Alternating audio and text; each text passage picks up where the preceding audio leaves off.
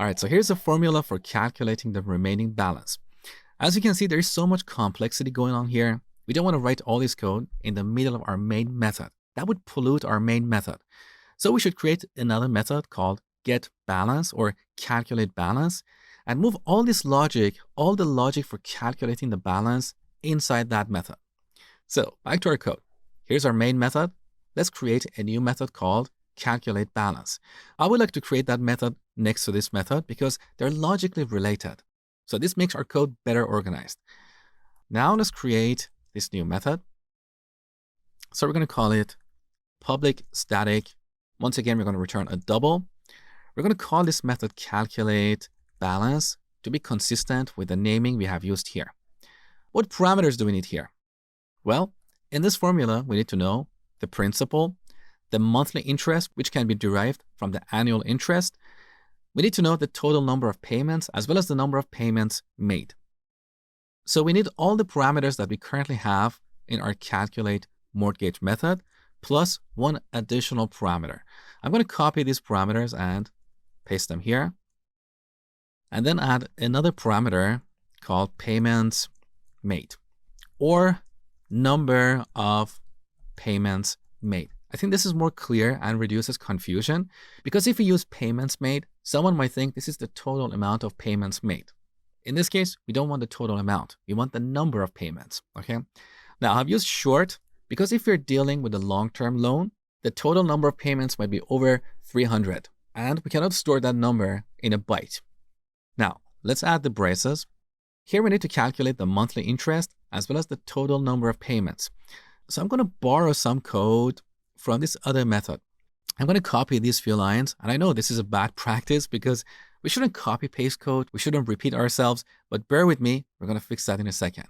So let's copy these few lines where we calculate the monthly interest as well as the number of payments. Once we have these values, we can calculate the remaining balance. So we declare a new variable, balance. And here we should get back to this formula. So first we get the principal and then multiply it by this expression. So I'm going to write principal times. Here I add a pair of parentheses to represent these square brackets over here. Now inside these square brackets, first we need to raise this value to the power of n. So we use math.pow method. We add 1 to the monthly interest and raise it to the power of number of payments. So that was the first part here. Now we need to subtract this from this other expression. So back to the code. After we call math.pow, we subtract this value from math.pow. Once again, we add 1 to monthly interest and raise it to the power of number of payments made. Okay. Next, we need to divide this by this expression. What do we have here? We have the same expression that we calculated over here. So math.pow, we add 1 to the monthly interest and raise it to the power of number of payments. And then we type minus 1. So this is how we calculate the remaining balance. Finally, we return it using the return statement. Once again, note that I added a line break between the return statement and the previous code. This makes our code cleaner and more readable. Now, before going any further, what should we do with the duplication of these constants? We have defined them twice, and that's not a good idea. Well, we can move these constants to our main class. In other words, we can define them at the class level, and with this, all methods in this class will be able to use them. So I'm going to cut these lines from here. And on the top, this is where we have declared our main class. Inside the braces before our main method, we paste this code. Now here we need to add the static keyword because all methods in this class are static and they can only access static variables. In this case, these variables are called fields. So a field is a variable that we define at the class level and it's accessible to all methods in that class. We're going to talk about methods, fields, and static members in the second part of this course that is all about object-oriented programming. Now, back to our method. So we remove the declaration of these constants from this method. We can also remove them from here, our calculate mortgage method. That is better. Now, the other thing that we have duplicated here is the calculation of monthly interest and number of payments. One way to solve this problem is to move this logic to the main method. So we let the main method calculate the monthly interest and the number of payments. However, if in the future we build another application for processing loans, we have to repeat that logic there. In other words, every time we create a program that is going to use these methods, we have to implement this logic for calculating these two values in that program. So I wouldn't go with that approach. In this case, I can argue that these two lines over here, even though they're duplicated, they don't really cause any major issues because duplication is bad if we need to modify the code. So if we repeat some logic in multiple places, and then we need to change that logic, we need to modify multiple places in the code. In this particular case, the formula for calculating the number of payments or the monthly interest never changes. So as long as we got this right, there is no reason we want to change this formula in the future. So we don't have to change multiple places in the code. Also, the amount of duplication is only 2 lines. It's not too bad. In the next part of this course where we talk about object-oriented programming, I will show you a better way to get rid of this duplication. So we're done with our calculate balance method. Now let's use it. So back to our main method. This is where we print the mortgage. Let's add a heading here. So I'm going to print a new line without any values just to add a vertical line break.